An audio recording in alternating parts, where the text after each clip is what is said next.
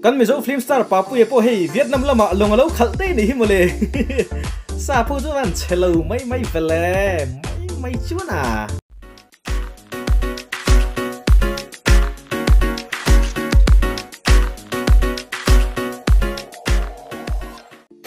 Hanoi airport kan thing chia hei chuan Hanoi khopi tang hian dananga kan thlok le dona chu Vietnam khopi dang pakhat le ani le a kai paisa kan thuna chuanin massage chair an lo da le he mai ana te anin massage ver ni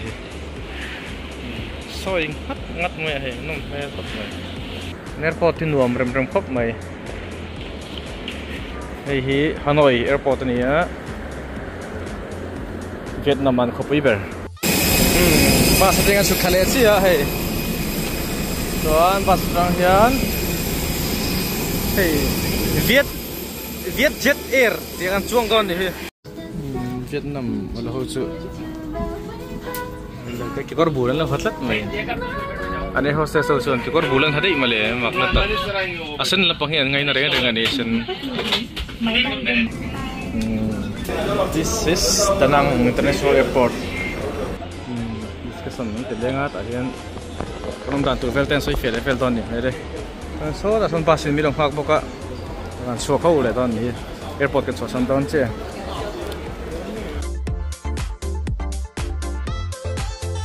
on the Han River we have 9 bridges in total. Then we have one bridge is very famous. It's the Dragon Bridge, the yellow one over there. Shape of the bridge is like a dragon, so we call Dragon Bridge. And at the head of the dragon, we have the Love Bridge. If you are falling in love with somebody, you can come to here, buy the lock, and throw the key to the river, and your love will stay forever. And next to that, we have the night market. If you want to do shopping and walk on the night market, nearby there you have one for you. The night market will open 6 p.m. to 11 p.m. You can come to here and do the food massage and shopping. And at the weekend of the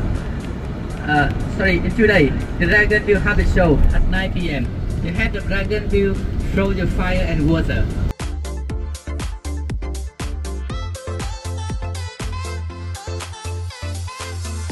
Let's do it in kan sing ta hey beach a hian kan kalvel don ni mela hei hi khovela top 10 a thlingi han tia lai beach vel na jong hi top 10 mi ania so adventure sports te pom thedon ni so skydiving te pom anga paragliding te pom don ni vel so nuam do na samai speedboat te kan bul te don ni vela nuam le tek don ve अच्छा है बीच ना अच्छा है बहुत अच्छा है cái video kan tilang zel anga tian tour ni hal zel mai ni tôi bị cấm hú nằm gì à đi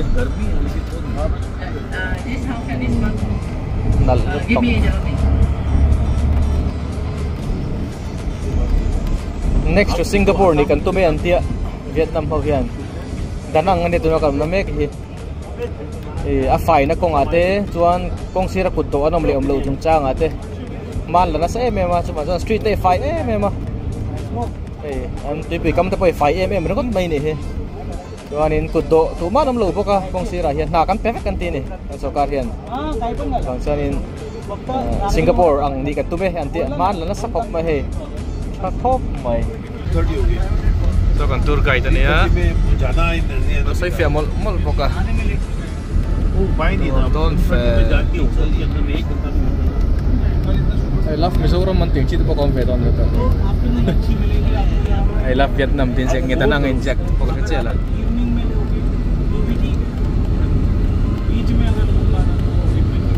thing tlang de wa kan kal don mo ka ti lo ni lo na sa khop hi lo nuam do to nal ve tak to ni thing kung thian tin nal ve chiang khop mai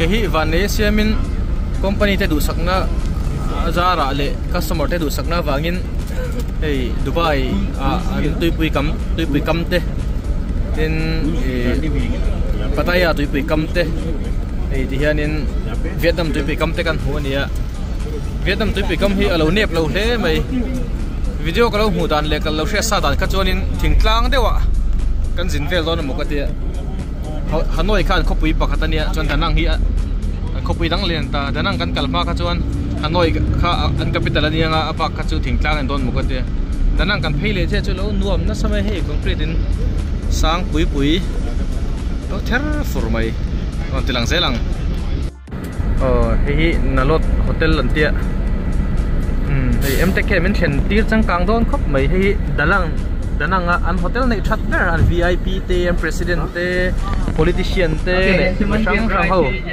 alo then kha ni we don't khop mai hotel ni 5-star hotel ni hotel kan lut che khai kan hotel chung chu shopping mall mo ti mai tu ni don chuma le ui le ram pe nuam don tu ke hotel kan hello nice hotel ui Vikas ji này năm tuần lễ thôi nè hotel nice thấy khóc mà wow bay view yes nuam đó nó tọc nào đó nó tọc nuam đó nó tọc it will automatically work I hope so in bathroom kan lo check về sinang sial zup zel mai AC remote control will be there AC lo boy pui se khai nuam về don khóc mai cái nằm này chứ cái ní paisa thlen tur ni se kan thleng pha om der si lo wa kan mangai te kan chung ko te ne na han thlena han om ver cha kom hle mai mani chau chana nuam lo yang hun nuam tak tak te hi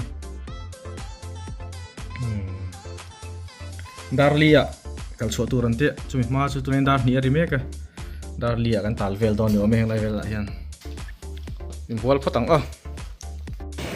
ti chuan tlai darlia khan chu turan te darli rik ma jong kha ei chen te pani nen pui kam lampang kan pan chin do na kan va explore ma sapat don ni darli khan mundang amin shroi te entum sia tu ma kan huna tight box sia kan ui box sia hei kan kal phei vel don me kan ni le balu ta fan thadon ve chi nuam fa ki ta ki parachute na wai vel chen so ta ma person parachute na wai mek boka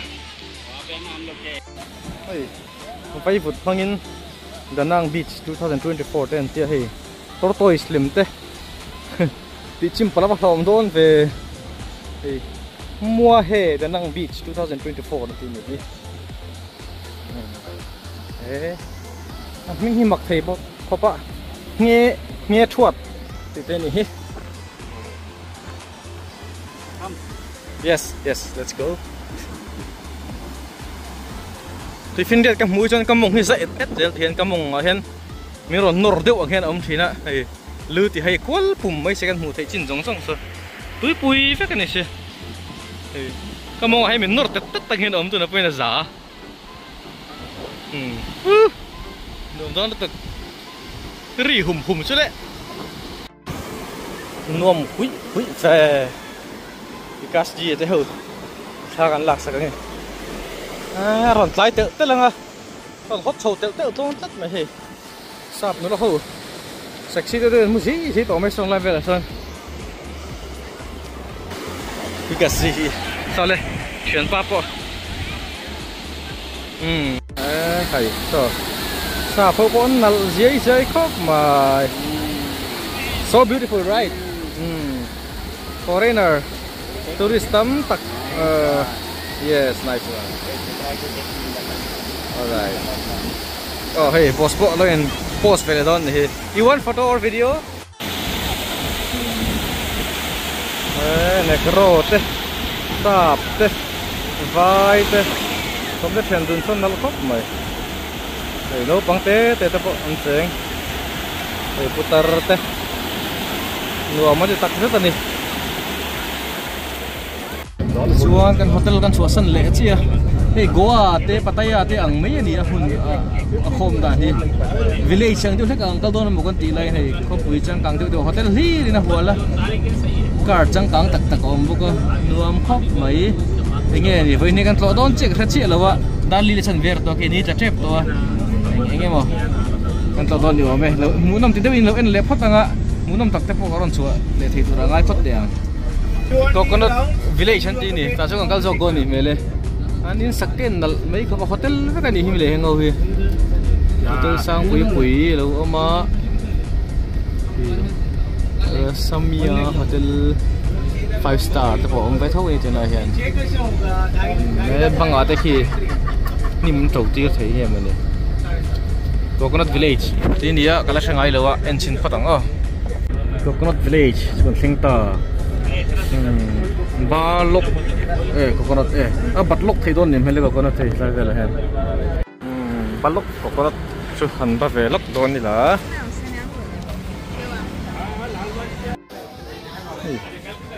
handicraft lam che tham no lam te le nge ni thil che sang an lo zuar fer ni ome kok te pon lo zuara so tama son Balok coconut ante khai long chuan lapang bok ani hmel nimina long kan chuang khat to hi long kan chuang le don ni hmele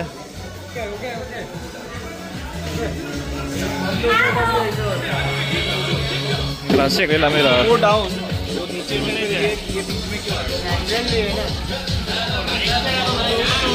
nimina kan chuan na kha chu long leng ani chu long bial ante hei in soi de nek don ni hmel son long bial le long leng nan thia mang reng mange ayo julele आयो झूले ले इसको $4 दे रहा हूँ रुको एक मिनट रुको इसको $4 मैंने देना है कंपनी नहीं देते पानी खाई bao nào virgi mix ta virgi gì mày ô chuyển pan ăn bốc cần xuống lại đó nè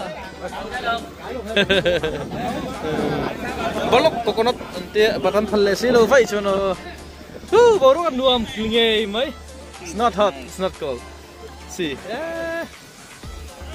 how beautiful Vietnam is drone in mino la sat wa ki la hian nuam lut tok Samani sila saman doon natin yung race doon. Lalpeg, you're enjoying this, na? Yeah. Oh, now start dancing. Okay. Whoa. Hey. India. Hey.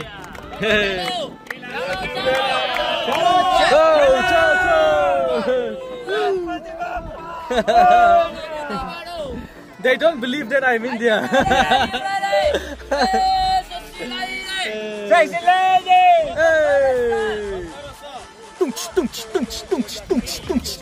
Come on. Ball really.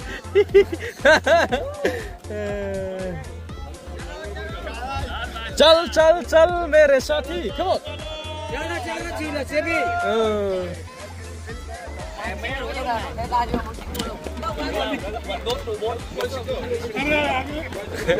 Nửa về lấy ăn bầu ruộng lên đài nửa mấy xương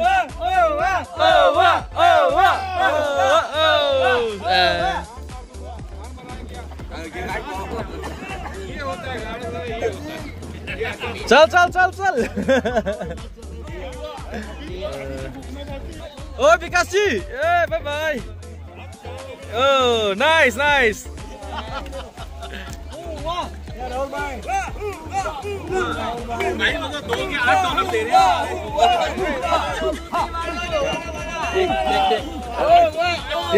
Yes.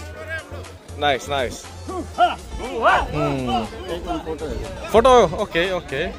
Photo. I'll take it for you. Wait. Mari bikin juga naik. Yes. Alright. Lu không đón thì chứ. Chỗ này.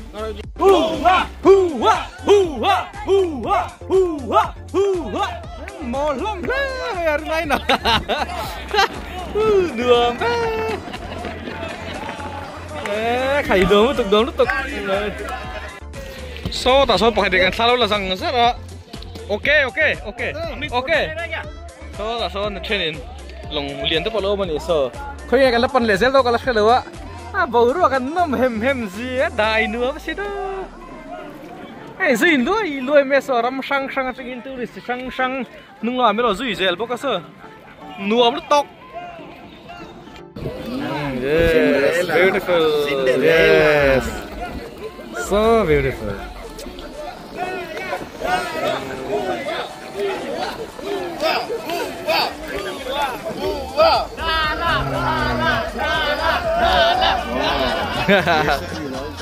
Yes.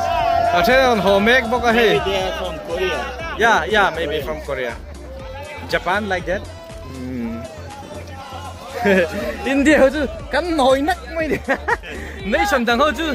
Ngồi rồi cái lục cái là Korea thế, Australia thế, Japan cái là India không ăn chung với cái lục này là, làm gì cái? Cái gì à? India gì vậy mày? Vì lâu lồm nó được soi India hả chứ?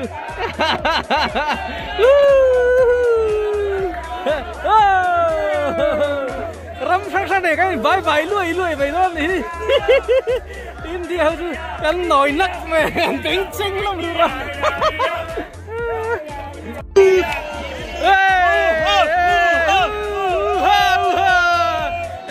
Khải Korea lâu đi về thung em ơi. Kan nó so là thui rem don khóc mày sang ron let me ka ta hianin. Chuanin tamen hei root dang amani mele. So ta so cái khal hei le nga an khu na samai se hei ai nam lo.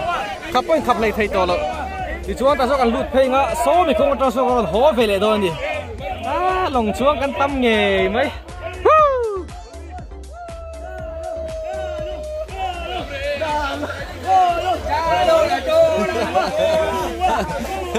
Em tek kan hết cái này chứ. Hey, trên papa pu ya po. Kan mình so few star trên papa pu ya po hey. Lòng lâu khal dai lo hết ta hiền le. Nuam rem kan kal na chứ. So ta so kan la kwal le pap do ni me le. Nuam man lan chak phiên box si. Cái nào lồng hiền mình việc pui vel don đi ôm me. Oh yes! Tung. Oh, nè sao vel nó từng. Làm pui vel à.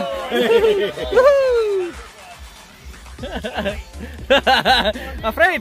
Hey, don't be afraid. Dancing. You dance.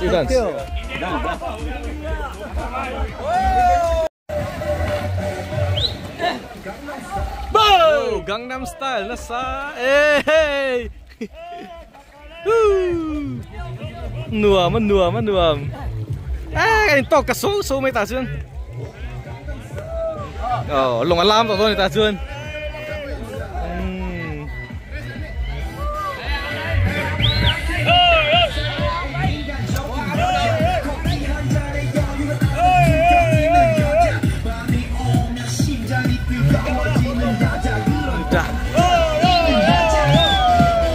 Nè sợ về là tự.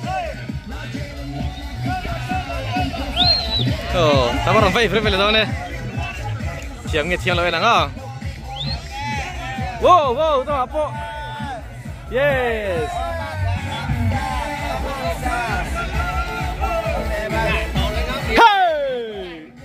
Hey. Come on, dance. Lê. Em làm siếc đón đi á. Wow. Anh tiệm thiết lửa soi về đi. Em vẫn ăn tí sắc mẹ. Uppa Gangnam Style. Wow, nice. Lồng liêng lam mà đi. Khải nắn lứt tục.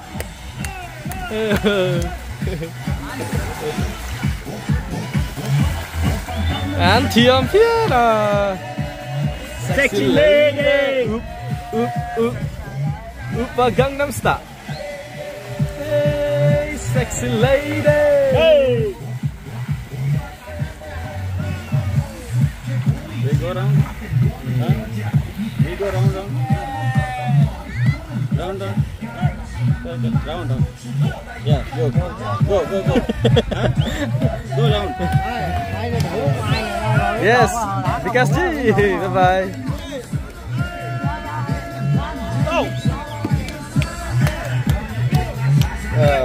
Anh hấp phẩm phía này.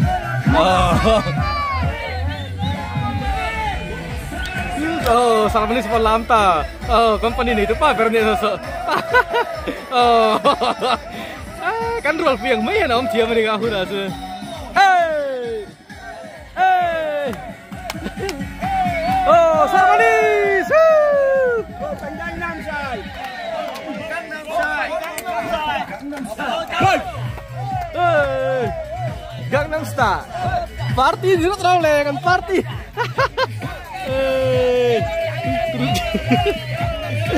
Ini salah lambat apa kan? Nesa oh BJP papa lam nesa. Sexy lady.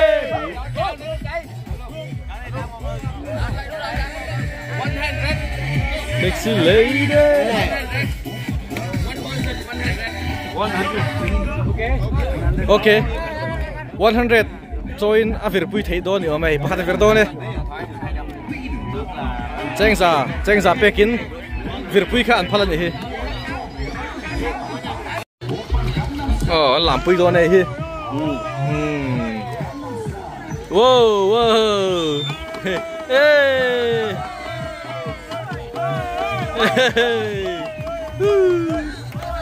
Sự thiệt tắm ngay thôi về. Ôi. Anh van sao không thì chiang á, chân chặt thì chiang rành mày. Extra paisa lang lu thei dan kan lo thiam vele se la long chuan man baga de sonin cheng sa choi khan hein vir pui vele thei vele bili rei vak lo chu so pakhat pa vir vele don aniang kan company nei du te pani so an duam ver mai ni amol ber ber chang thiam ta huna chun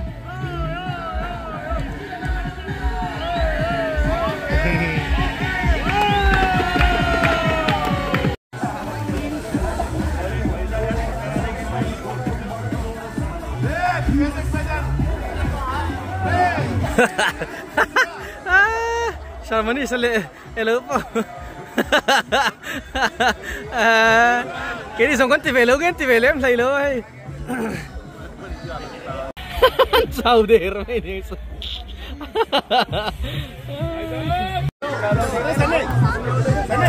अरे यार तू अपना हैदराबाद के जेब लेगा क्या?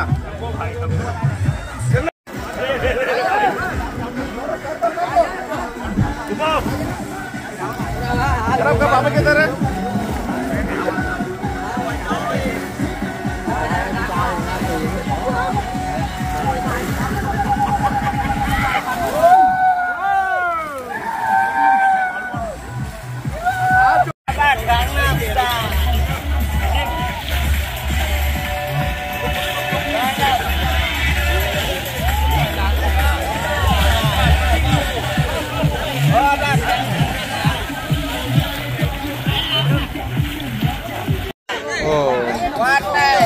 Chuyện qua về biết rồi với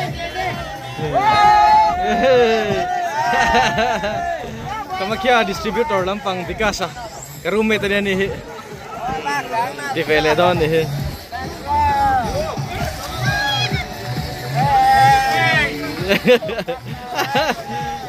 cái gì xong con TV luôn mấy cái TV đủ liếm lấy luôn á nuông TV phải ăn ăn nuông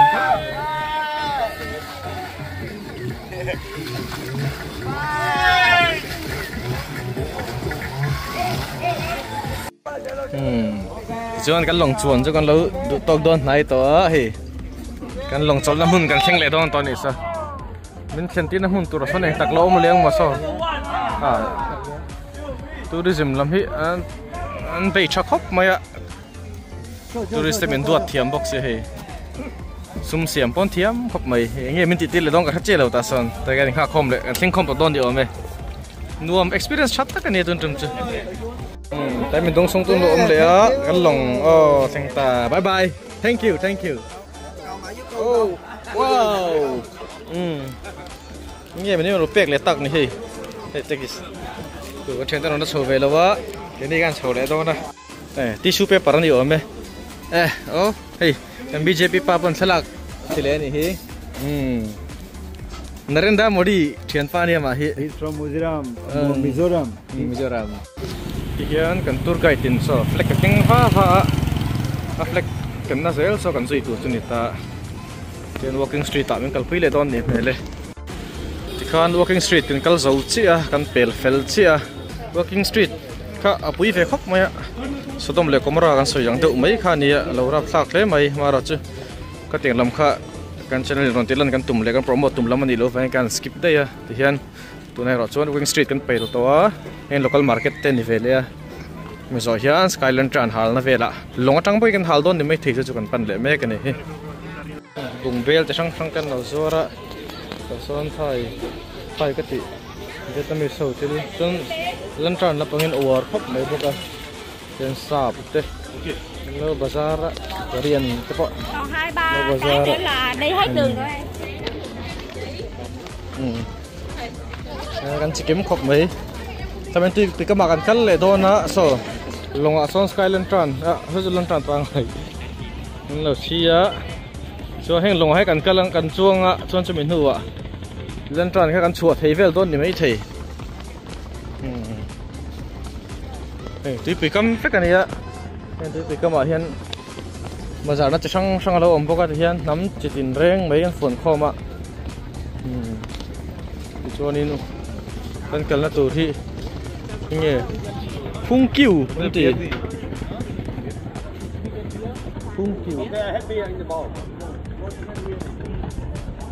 phun kiều anh đi river tour fishing BBQ barbecue to thấy đòn gì cho lên chắc rồi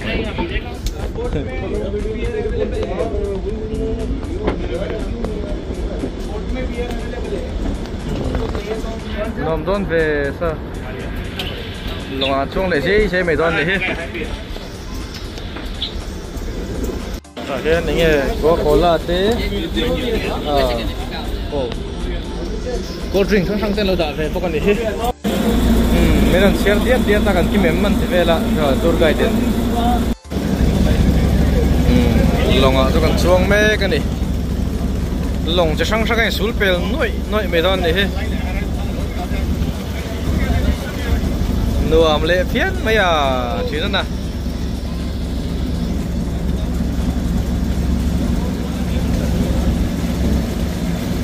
couple tập on chuông này sao lòng anh hay ra couple tập on là nó mấy lần tôi thấy để yên thằng lâm bốc chứ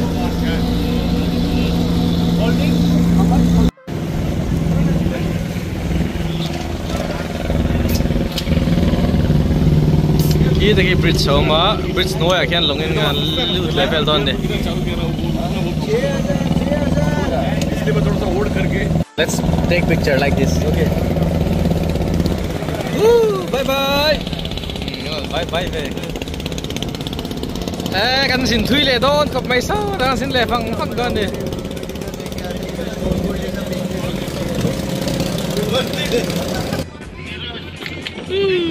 no am lắm ta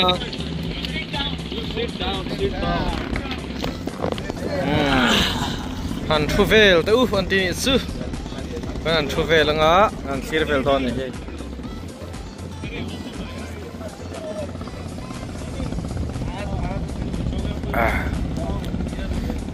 nuông về lồng mang anh xin dàn khó đại ạ lần tràn từ sang ăn lâu ở chỗ à hay cheers đến thì trên chỗ beer tập đi nên được lần tràn là đã chỗ xí ra lùi quăng về là đã vét bốc à cho nên lồng rồng trong con lẩu cháy đâu vét bốc à tiếng Hàn nuông xí là thao heo mấy chuyện được là Boyan Memories Lane nanti.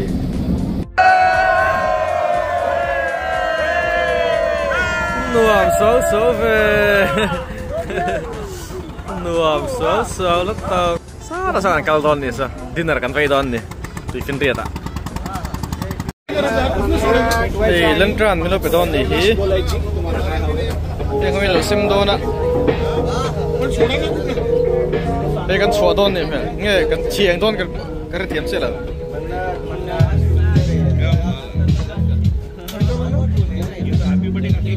Yang choi làm cái đoạn này hả? Obviously, एक tradition है यार. अच्छा नीचे रखना है क्या ये? दिखा लो. अमित भाई, मैं समझा उड़ता है. Mastic. सारी है. Skyland ट्राना नहीं लाओ. तो यार kan chua don so kan ni mele. Khi nào thì LED phải cái này bridge chung hậu khi LED light tan lâu ta phải cái này tăng tài về khóc mày lên tôi đã sao bây giờ nó xóa đòn chết này để tiếng con con xóa đòn đi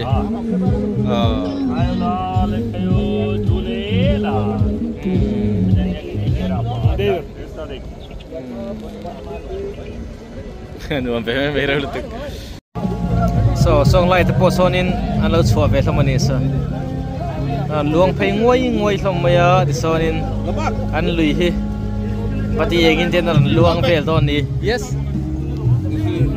for you okay I'll do it take video sure lalpe chemen tereng me inge dei la ni le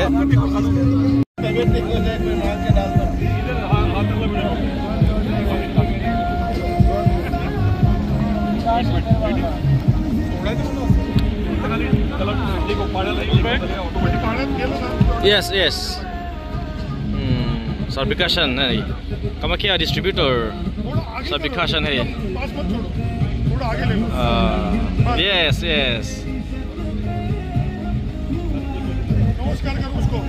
नमस्कार करो हे प्रभु हे हरे राम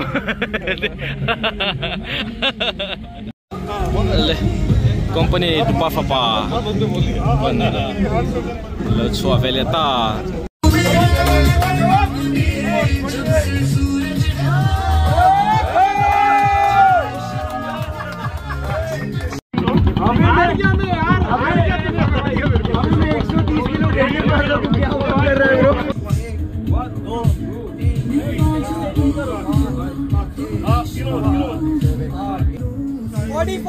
last 5 sir.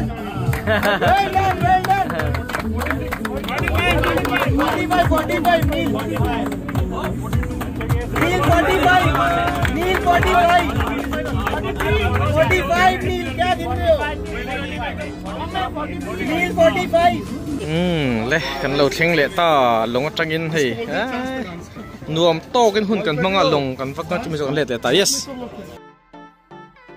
tichuan Lucy te khwa danang city a kanima saber chu kan lo mang zota naktu ka chuan tunlai khovel social media platform sang bridge larber ni na hau mek tu golden bridge anti bana hill sami kan tole dona khovela cable car kong thui ber dot tu kilometer sari zeta thui tlang chi pa khom bana hill anti chu ka fan pui le don chewani Lucy nen po kanin bia apa in danang city a hian hotel manga sum don na local puya a graduate nuwa apa hnuaya an sum don na te lo en kol ve mek chulo ni in khun ola nei lo hle keini la ni thum bak dananga hian kan cham don si lowa kan hun tlo tu sang te ni ni chunga lo tlo zo man tur le ani thum ni ero ni le nga min cho pui turin leaf la ka tum thu min lo sila naktu ka bana hills kan tlo le anga tichuan atuk lia Lucy nen kanin hutak tak to don ani mel kan video te huno milo ti kan be seya atop thlenga milo thlir saka wang point kan loma next video a kan zawai again hule theinan kan channel te milo subscribe sak ngei don nia in zawai nong tha mu tui le evek ule